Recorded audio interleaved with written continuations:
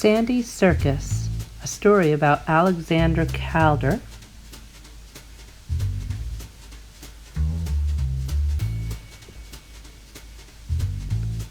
By Tanya Lee Stone, illustrated by Boris Kulikov.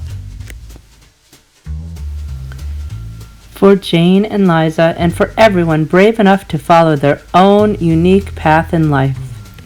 There once was an artist named Alexander Calder, only he didn't call himself Alexander, and he didn't call the things he made art.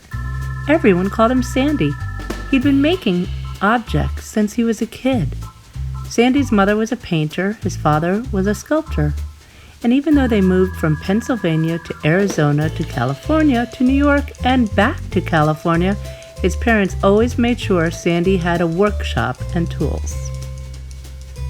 He made his friends toys and jewelry from scraps of wood, leather, and wire he would pick up off the streets. Sandy built his sister Peggy a castle for her doll, complete with a moat. He and Peggy made toy animals and played circus in the workshop. Even though Sandy loved creating things, he didn't always want to be an artist. He went to college and learned more about making things by studying to be an engineer. Sandy had different jobs but never really liked any of them. Then he worked as a fireman in a boiler room of a ship.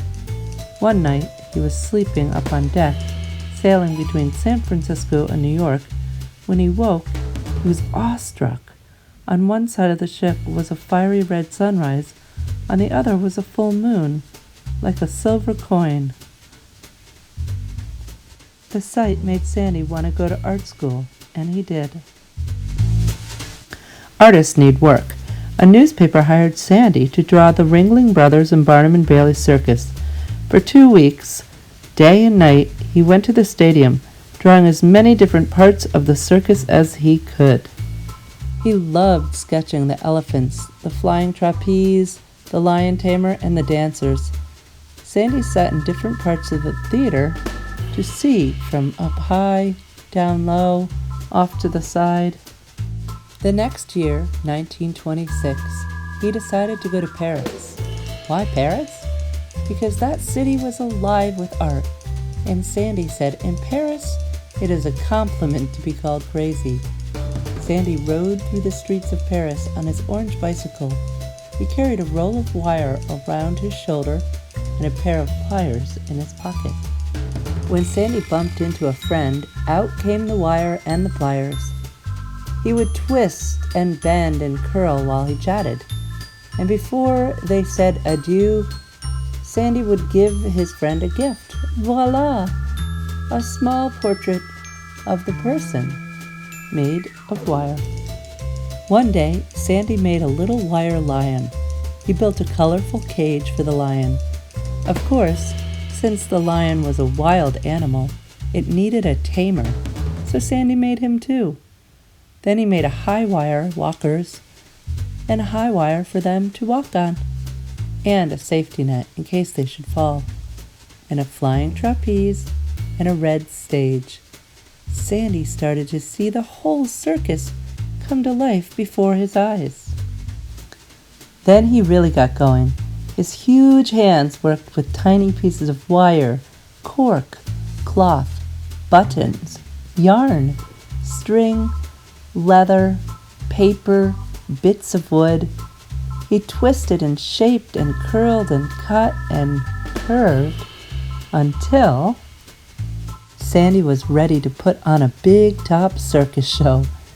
His circus filled 2 suitcases. Click, click. Sandy set up the stage with animals and performers wherever and whenever he could. He went back and forth from Paris to New York. Those suitcases always along for the ride. During one stay in New York, Sandy made more animals and acrobats. His circus grew to fill 5 suitcases. When it was showtime, out came the suitcases. Click, click, click, click, click.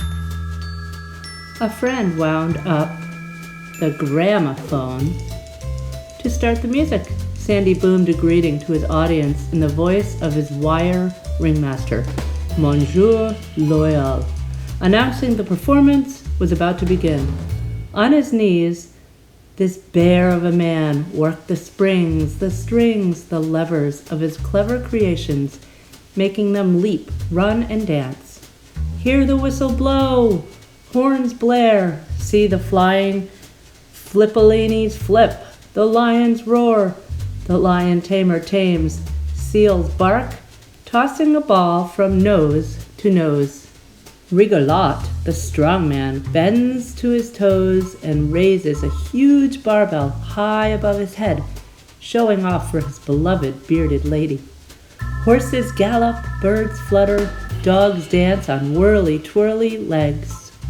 Cativo the clown plays tricks on his fellow performers.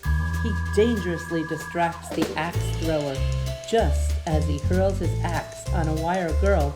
Oh no! Injury under the big top. But never fear, help is on the way. Sirens wail.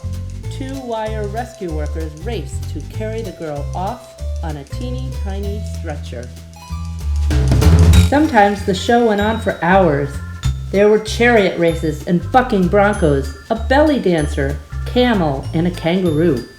Sandy crawled around on his hands and knees, arranging his wire animals and circus folk, setting them in motion to perform for the crowd. After the grand finale, he brought them all back for a bow. Encore! Encore! The crowd laughed and clapped and cheered for more. Sandy delighted in crafting things that moved. He made new kinds of art, hanging his shapes up, connecting pieces to each other with wire, and letting the air drift and spin them into motion. In doing so, he turned ordinary objects into extraordinary art and invented the very first mobiles. And yet it all started with Sandy's magical, movable circus.